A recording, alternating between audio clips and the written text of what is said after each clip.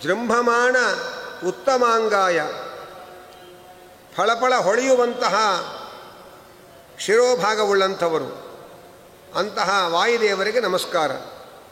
ಕೊನೆಯಲ್ಲಿ ಸಂಪೂರ್ಣ ಲಕ್ಷಣ ಚಾರುವಂಗಾಯ, 32 ಶುಭ ಲಕ್ಷಣಗಳಿಂದ ಕಂಗೊಳಿಸುವಂತಹ ಸುಂದರವಾದ ಶರೀರವುಳ್ಳ ವಾಯುದೇವರಿಗೆ ನಮಸ್ಕಾರ. ಈ 32 ಲಕ್ಷಣ ಯಾರ್ಯಾರಿಗಿದೆ ಅಂತಂದರೆ, ಭಗವಂತನಿಗೆ 32 ಲಕ್ಷಣ ಇದೆ. ಅವನ 32 ಲಕ್ಷಣ ಸಂಪನ್ನವಾದ ಶರೀರ ಅದು ಪ್ರಾಕೃತ ಶರೀರ ಅಲ್ಲ, ಅವನ ಅಪ್ರಾಕೃತವಾದ ಸ್ವರೂಪ ಶರೀರ. ಆ 32 ಲಕ್ಷಣಗಳು ಕೂಡ ಸ್ವತಂತ್ರವಾಗಿವೆ ಮತ್ತು ನಿರವಧಿಕವಾಗಿವೆ. ಪ್ರಾಣದೇವರ ಅನಂತರದಲ್ಲಿ ಮಹಾಲಕ್ಷ್ಮಿಗೂ 32 ಲಕ್ಷಣ ಸಂಪನ್ನವಾದ ಶರೀರ ಇದೆ. ಆ ಲಕ್ಷ್ಮೀದೇವಿಯ 32 ದೇಹದ 32 ಲಕ್ಷಣಗಳು ಭಗವಂತನ ಅಧೀನವಾಗಿದೆ. ಭಗವಂತನ ದೇಹದಲ್ಲಿ ಏನು 32 ಲಕ್ಷಣ ಇದೆ ಅದಕ್ಕಿಂತ ಸ್ವಲ್ಪ ಸ್ಫುಟತೆಯಲ್ಲಿ ಕಡಿಮೆ ಲಕ್ಷ್ಮೀದೇವಿಯ 32 ಲಕ್ಷಣಗಳು. ಅನಂತರ ಬ್ರಹ್ಮವಾಯುಗಳಿಗೂ 32 ಲಕ್ಷಣ ಸಂಪನ್ನವಾದ ಶರೀರ ಇದೆ. ಬ್ರಹ್ಮವಾಯುಗಳ 32 ಲಕ್ಷಣ ಸಂಪನ್ನವಾದ ಶರೀರ ಅದು ಪ್ರಾಕೃತ ಶರೀರ. ಯಾಕೆಂದರೆ ಅವರಿಗೆ ಪ್ರಾಕೃತ ಶರೀರ ಬೇರೆ ಇದೆ, ಲಕ್ಷ್ಮೀನಾರಾಯಣರಿಗೆ ಪ್ರಾಕೃತ ಶರೀರ ಇಲ್ಲ. ಹಾಗಾಗಿ ಆ ವಾಯುದೇವರ ಬ್ರಹ್ಮವಾಯುಗಳ 32 ಲಕ್ಷಣ ಸಂಪನ್ನವಾದ ಶರೀರ ಲಕ್ಷ್ಮೀನಾರಾಯಣರ ಇಬ್ಬರ ಅಧೀನವಾಗಿದೆ ಅದು. ಮತ್ತು ಲಕ್ಷ್ಮೀದೇವಿಯ ಶರೀರದ 32 ಲಕ್ಷಣಕ್ಕಿಂತಲೂ ಸ್ಫುಟತೆಯಲ್ಲಿ ಕಡಿಮೆ ಇದೆ ಅಂತಂತಾರೆ. ಅವರನ್ನು ಬಿಟ್ಟರೆ ಸರಸ್ವತಿ ಭಾರತೀಯರಿಗೂ 32 ಲಕ್ಷಣ ಸಂಪನ್ನವಾದ ಶರೀರ ಇದೆ ಅಂತ ಹೇಳ್ತಾರೆ.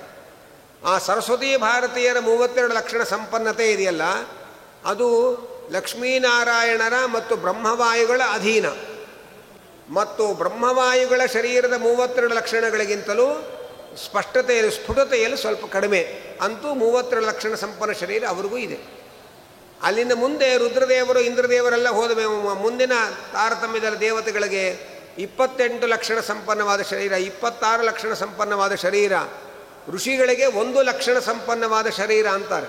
ಅಲ್ಲಿಗೆ ಮುಗಿದೋಯ್ತು. ನಮ್ಮದೆಲ್ಲ ಅವಲಕ್ಷಣ ಶರೀರಗಳು ಅಷ್ಟೇ. ಹೀಗೆ ಆ ಶರೀರದ ಲಕ್ಷಣಗಳೇನಂತ ಹೇಳ್ತಾರೆ. ಆ 32 ಲಕ್ಷಣಗಳೇನು ಅನ್ನೋದನ್ನು ನಾಳೆ ಅದರ ವಿವರಣೆಯನ್ನು ನೋಡೋಣ. ಆ 32 ಲಕ್ಷಣ ಸಂಪನ್ನವಾದ ಶರೀರ ಲಕ್ಷ್ಮೀನಾರಾಯಣರಿಗೆ, ಬ್ರಹ್ಮವಾಯುಗಳಿಗೆ, ಸರಸ್ವತಿ ಭಾರತೀಯರಿಗೆ ಇರತಕ್ಕಂಥದ್ದು. ಭಗವಂತನಿಗೆ 32 ಲಕ್ಷಣ ಸಂಪನ್ನ ಶರೀರ ಏನಿದೆ ಅದು ಅವನ ಅಪ್ರಾಕೃತವಾದ ಸ್ವರೂಪ ಶರೀರ, ಜ್ಞಾನಾನಂದಮಯವಾದದ್ದು. ಅದು ಸ್ವತಂತ್ರವಾದದ್ದು ಮತ್ತು ನಿರವಧಿಕವಾದದ್ದು. ಲಕ್ಷ್ಮೀದೇವಿಗಿರುವ 32 ಲಕ್ಷಣ ಸಂಪನ್ನವಾದ ಶರೀರ ನಾರಾಯಣನ ಅಧೀನವಾದದ್ದು ಮತ್ತು ನಾರಾಯಣನ 32 ಲಕ್ಷಣಕ್ಕಿಂತ ಸ್ಫುಟತೆಯಲ್ಲಿ ಕಡಿಮೆ ಇರತಕ್ಕಂಥದ್ದು. ಬ್ರಹ್ಮವಾಯುಗಳ 32 ಲಕ್ಷಣ ಸಂಪನ್ನವಾದ ಶರೀರ ಲಕ್ಷ್ಮೀನಾರಾಯಣರ ಇಬ್ಬರ ಅಧೀನವಾದದ್ದು. ಇದು ಪ್ರಾಕೃತ ಶರೀರ. ಅವರ ಸ್ವರೂಪ ಶರೀರಕ್ಕೂ 32 ಲಕ್ಷಣಗಳಿದೆ. ಆ ಪ್ರಾಕೃತ ಶರೀರ ಜೊತೆಯಲ್ಲಿ ಆ ಲಕ್ಷ್ಮೀದೇವಿಯ 32 ಲಕ್ಷಣಕ್ಕಿಂತಲೂ ಸ್ಫುಟತೆ ಕಡಿಮೆ ಇರತಕ್ಕಂಥದ್ದು. ಸರಸ್ವತಿ ಭಾರತೀಯರಿಗೂ 32 ಲಕ್ಷಣ ಸಂಪನ್ನ ಶರೀರ ಇದೆ. ಅದು ಲಕ್ಷ್ಮೀನಾರಾಯಣರ ಮತ್ತು ಬ್ರಹ್ಮವಾಯುಗಳ 4 ಜನರ ಅಧೀನವಾಗಿದೆ. ಬ್ರಹ್ಮವಾಯುಗಳ ಶರೀರದ ಲಕ್ಷಣಕ್ಕಿಂತಲೂ ಸ್ಫುಟತೆಯಲ್ಲಿ ಕಡಿಮೆ ಇದೆ ಅಂತ ಹೇಳಿ ಆ ಲಕ್ಷಣದ ಒಂದು ಮಾತನ್ನು ತಿಳಿಸ್ತಾರೆ.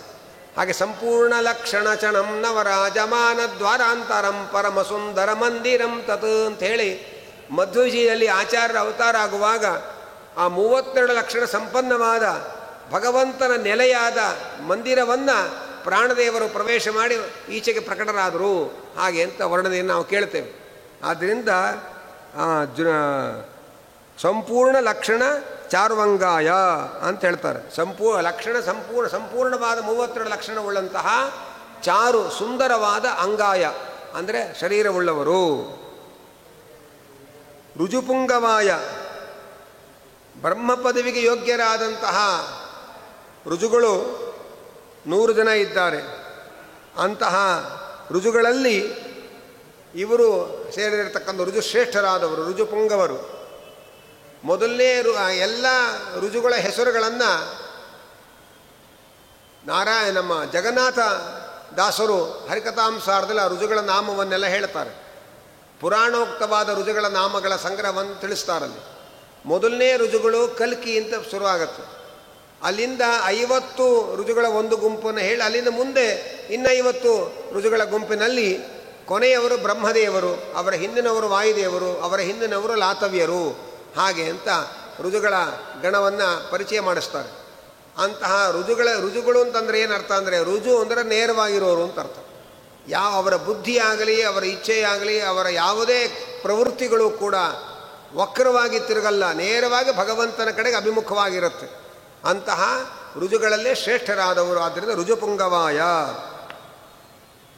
ಈಶಾದನ್ಯತ್ರ ಸರ್ವತ್ರ ಆಲೋಚನೆ ಸರ್ವ ವಿಷಯೇಣ ಈಶೇತು ಅಸಾರ್ವತ್ರಿಕೇಣ ಅನಾದಿನಿತ್ಯೇನ ಆಮುಕ್ತಿಕ್ರಮೇಣ ವರ್ಧಮಾನೇನ ತಥೋ ಅವ್ಯಯೇನ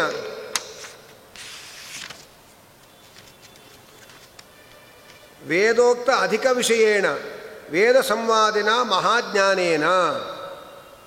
ವಾಯುದೇವರ ಜ್ಞಾನದ ಲಕ್ಷಣ ಹೇಳ್ತಾ ಇದ್ದಾರೆ. ರುಜಿಯೋಗಿಗಳ ಜ್ಞಾನ ಹೇಗಿರುತ್ತೆ ಅದರ ಲಕ್ಷಣವನ್ನು ಹೇಳ್ಕೊಂಡು ಬರ್ತಾ ಇದ್ದಾರೆ.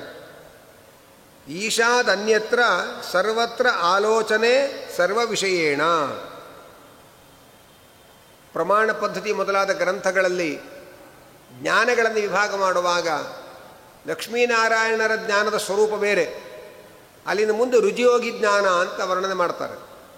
ಆ ರುಜಿಯೋಗಿಗಳ ಜ್ಞಾನ ಹೇಗೆ ಅಂದರೆ, ಭಗವಂತನ ವಿಷಯದಲ್ಲಿ ಸರ್ವ ವಿಷಯಕ ಅಲ್ಲ. ಅಂದರೆ ಪ್ರಾಣದೇವರು ಕೂಡ ರುಜಿಯೋಗಿಗಳು ಕೂಡ ಭಗವಂತನನ್ನು ಸಂಪೂರ್ಣವಾಗಿ ತಿಳ್ಕೊಳ್ಳೋಕ್ಕೆ ಸಾಧ್ಯ ಇಲ್ಲ. ಆದ್ದರಿಂದ ಭಗವಂತನಲ್ಲಿ ಆಲೋಚನೆ ಮಾಡಿದ್ರೂ ಸಂಪೂರ್ಣವಾಗಿ ತಿಳಿಯಲಿಕ್ಕೆ ಸಾಧ್ಯ ಇಲ್ಲ.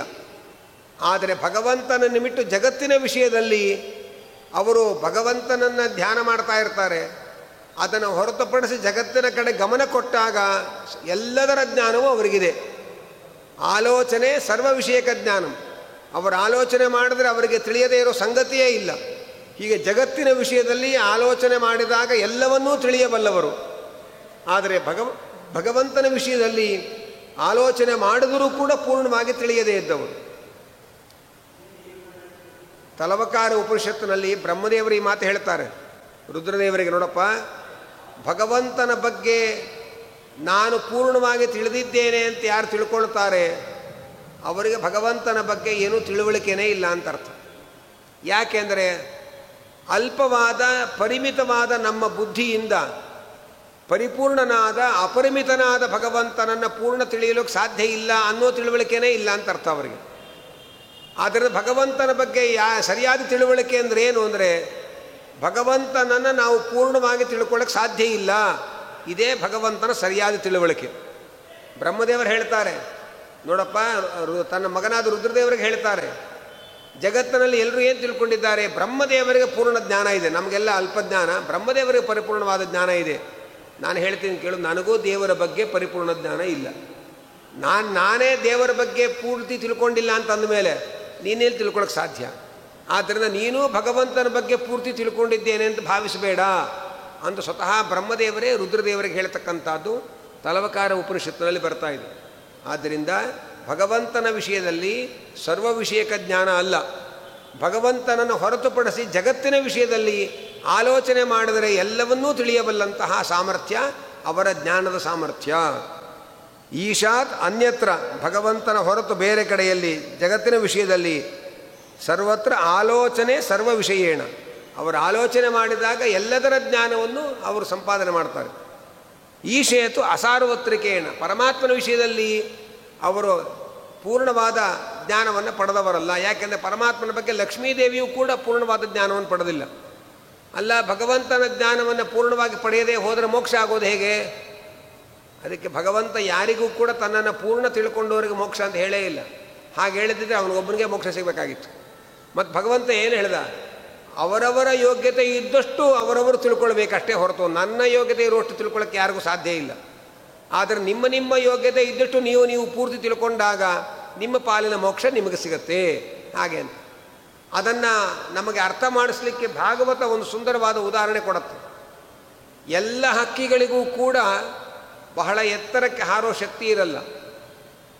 ಗುಬ್ಬಚ್ಚಿಗಿಂತ ಕೋಳಿಗೆ ದೊಡ್ಡ ರೆಕ್ಕೆ ಇದೆ. ಹಾಗೆ ಅಂದೇಳಿ ಗುಬ್ಬಚ್ಚಿ ಹಾರೋಷ್ಟು ಎತ್ತರಕ್ಕೆ ಕೋಳಿ ಹಾರಕ್ಕಾಗತ್ತೇನೋ? ಆಗೋದಿಲ್ಲ. ಎಲ್ಲ ಹಕ್ಕಿಗಳಿಗೂ ಒಂದೇ ರೀತಿಯ ಎತ್ತರವನ್ನು ಹಾರುವ ಸಾಮರ್ಥ್ಯ ಇಲ್ಲ. ಆದರೆ ಎಲ್ಲ ಹಕ್ಕಿಗಳು ತಮಗೆ ತಮಗೆ ಎಷ್ಟೆಷ್ಟು ಎತ್ತರ ಹಾರೋ ಶಕ್ತಿ ಇದೆ, ಆಕಾಶದಲ್ಲಿ ಅಷ್ಟಷ್ಟು ಎತ್ತರ ಹಾರಿ ಆನಂದ ಪಡುತ್ತವೆ. ಹಾಗೆ ಭಗವಂತ ಅಂದರೆ ಅನಂತ ಆಕಾಶ ಇದ್ದ ಹಾಗೆ, ಜೀವರು ಹಕ್ಕಿಗಳಿದ್ದ ಹಾಗೆ.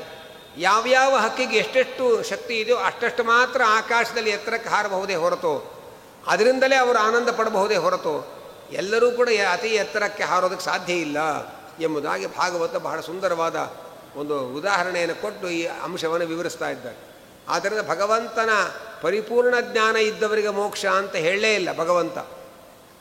ನಿಮ್ಮ ನಿಮ್ಮ ಯೋಗ್ಯತೆ ಇದ್ದಷ್ಟು ನೀವು ಪೂರ್ತಿಯಾಗಿ ಭಗವಂತನನ್ನು ತಿಳ್ಕೊಂಡ್ರೆ ನಿಮ್ಮ ಪಾಲಿನ ಮೋಕ್ಷ ಅದರಿಂದಲೇ ಬರುತ್ತೆ ಹಾಗೆ ಅಂತಂತ ಇದ್ದಾರೆ. ಹಾಗೆ ಎಲ್ಲರಿಗಿಂತಲೂ ಹೆಚ್ಚು ಭಗವಂತನನ್ನು ತಿಳ್ಕೊಂಡವರು ಬ್ರಹ್ಮವಾಯುಗಳು, ಬ್ರಹ್ಮವಾಯುಗಳಿಗಿಂತಲೂ ಹೆಚ್ಚು ತಿಳ್ಕೊಂಡವಳು ಮಹಾಲಕ್ಷ್ಮಿ. ಆದರೆ ಮಹಾಲಕ್ಷ್ಮಿಗೂ ಕೂಡ ಪೂರ್ಣ ತಿಳ್ಕೊಂಡು ಪರಮಾತ್ಮನನ್ನು ಪೂರ್ತಿ ತಿಳಿದಿಲ್ಲ. ಪರಮಾತ್ಮನಿಗೆ ಎಲ್ಲ ಭಕ್ತರಿಗಿಂತ ಲಕ್ಷ್ಮೀದೇವಿ ಮೇಲೆ ಬಹಳ ವಿಶೇಷವಾದ ಅನುಗ್ರಹವನ್ನು ಲಕ್ಷ್ಮೀದೇವಿಗೆ ಮಾಡ್ತಾನೆ. ಅನಂತರ ಬ್ರಹ್ಮವಾಯುಗಳ ಮೇಲೆ ವಿಶೇಷ ಅನುಗ್ರಹ ಮಾಡ್ತಾನೆ. ಆನಂತರ ಇತರ ದೇವತೆಗಳಿಗೂ ಅನುಗ್ರಹ ಮಾಡ್ತಾನೆ ಅಂತ ಒಂದು ಕಡೆ ಶಾಸ್ತ್ರ ಹೇಳುತ್ತೆ. ಆಗ ನಮಗೆ ಪ್ರಶ್ನೆ ಬರುತ್ತೆ, ಅಲ್ರಿ ಎಲ್ಲರಿಗಿಂತ ಜಾಸ್ತಿ ಪ್ರೀತಿ ಲಕ್ಷ್ಮಿ ಮೇಲೆ ಅಂದರೆ ಮತ್ತು ನಮಗೂ ದೇವ್ರಿಗೇನು ವ್ಯತ್ಯಾಸ ಆಯಿತು? ಅಪ್ಪ ಅಮ್ಮ ಎಲ್ಲರೂ ಬಿಟ್ಟು ಬರೀ ಹೆಂಡ್ತಿನೇ ಹಚ್ಕೊಂಡು ಓದಾಡ್ತಾ ಇರ್ತೇವಲ್ಲ, ದೇವ್ರಿಗೂ ಅಷ್ಟೇ. ದೇವರಿಗೂ ಅವನ ಹೆಂಡತಿ ಮೇಲೆ ಬಹಳ ಪ್ರೀತಿ, ಅವನ ಮಕ್ಕಳ ಮೇಲೆ, ಅವನ ಮೊಮ್ಮಕ್ಕಳ ಮೇಲೆ ಬಹಳ ಪ್ರೀತಿ ಅಂತಂದರೆ ಮತ್ತು ದೇವರೇನು ದೊಡ್ಡವನಾದ ಹಾಗೆ ಅಂತಂದರೆ ಅದಕ್ಕೆ ಶಾಸ್ತ್ರ ಎಚ್ಚರಿಕೆ ಕೊಡುತ್ತೆ. ಲಕ್ಷ್ಮೀದೇವಿ ಮೇಲೆ ಭಗವಂತನಿಗೆ ತುಂಬ ಪ್ರೀತಿ ಅಂದರೆ ಹೆಂಡತಿ ಅನ್ನೋ ಕಾರಣದಿಂದ ತುಂಬ ಪ್ರೀತಿ ಅಂತಲ್ಲ, ಎಲ್ಲರಿಗಿಂತ ತುಂಬ ಭಕ್ತಿ ಮಾಡ್ತಾಳಾದ್ದರಿಂದ ತುಂಬ ಪ್ರೀತಿ. ಪ್ರಾಣದೇವರು ಎಲ್ಲ ಜೀವರಾಶಿಗಳಿಗಿಂತಲೂ ಕೂಡ ಬ್ರಹ್ಮವಾಯುಗಳ ಮೇಲೆ ಭಗವಂತನಿಗೆ ವಿಶೇಷವಾದ ಪ್ರೀತಿ ಅಂತಂದರೆ ತನ್ನ ಮಕ್ಕಳು ಅನ್ನೋ ಕಾರಣಕ್ಕೆ ಪ್ರೀತಿ ಅಲ್ಲ, ಅವರ ಎಲ್ಲ ಜೀವ ಸಮುದಾಯಕ್ಕಿಂತಲೂ ಭಗವಂತನಲ್ಲಿ ಅತ್ಯಧಿಕವಾದ ಭಕ್ತಿ ಮಾಡ್ತಾರೆ. ಅವರ ಭಕ್ತಿ ಅತ್ಯಧಿಕವಾದದ್ದರಿಂದ ಅದಕ್ಕೆ ಅನುಗುಣವಾಗಿ ಅವರಲ್ಲಿ ವಿಶೇಷವಾದ ಪ್ರೀತಿ. ಭಕ್ತಿಯ ತಾರತಮ್ಯಕ್ಕನುಸಾರವಾಗಿ ಭಗವಂತನ ಅನುಗ್ರಹ ಪ್ರೀತಿಗಳೇ ಹೊರತು ಬರೇ ಹೆಂಡತಿ ಮಕ್ಕಳು ಮೊಮ್ಮಕ್ಕಳು ಮರಿಮಕ್ಕಳು ಅನ್ನೋ ಸಂಬಂಧದಿಂದ ಪ್ರೀತಿ ಮಾಡೋನಲ್ಲ ಅವನು ಅನ್ನೋ ಎಚ್ಚರಿಕೆಯನ್ನು ಶಾಸ್ತ್ರ ಬಹಳ ಸುಂದರವಾಗಿ ನಮಗೆ ಮನವರಿಕೆ ಮಾಡಿಸಿಕೊಡುತ್ತೆ. ಅನಾದಿನಿತ್ಯೇನ ಆ ವಾಯುದೇವರ ಜ್ಞಾನ ಅನಾದಿನಿತ್ಯವಾದ ಜ್ಞಾನ. ಆ ಮುಕ್ತಿ ಕ್ರಮೇಣ ವರ್ಧಮಾನೇನ, ಮುಕ್ತಿಯವರೆಗೆ ಅವರ ಜ್ಞಾನ ಅಂದರೆ ವಿಕಾಸವನ್ನು ಹೊಂದಿರತಕ್ಕಂಥದ್ದು. ಅಂದರೆ ಇಂಥ ಜ್ಞಾನ ಅದು ಮಾನಸ ಜ್ಞಾನ. ವೃತ್ತಿಜ್ಞಾನ ಅಂದರೆ ಎರಡರ್ಥ ಹೇಳ್ತಾರೆ ಪ್ರಮಾಣ ಪದ್ಧತಿ ಒಳಗೆ. ಆಂತರಂ ಬಾಹ್ಯಂಚ, ಆಂತರಜ್ಞಾನ ಬಾಹ್ಯಜ್ಞಾನ ಅಂತ ಎರಡು ವಿಧ. ಬಾಹ್ಯಜ್ಞಾನ ಅಂದರೆ ಹೊರಗಡೆ ಇಂದ್ರಿಯಗಳಿಂದ ಬರತಕ್ಕ ಜ್ಞಾನ. ಆಂತರಜ್ಞಾನ ಅಂದರೆ ಸ್ವರೂಪದಲ್ಲಿರುವ ಜ್ಞಾನ. ಆ ಪ್ರಾಣದೇವರ ಜ್ಞಾನ ಮುಕ್ತಿಯವರೆಗೆ ಕ್ರಮೇಣ ಅಭಿವೃದ್ಧಿಯನ್ನು ಹೊಂದ್ತಾ ಇರುತ್ತೆ. ಅಂದರೆ ಅವರ ವೃತ್ತಿಜ್ಞಾನ ಏನಿದೆ ಬಾಹ್ಯಜ್ಞಾನ ಅದು ಕ್ರಮೇಣ ವೃದ್ಧಿಯನ್ನು ಪಡಿತಾ ಇರುತ್ತೆ.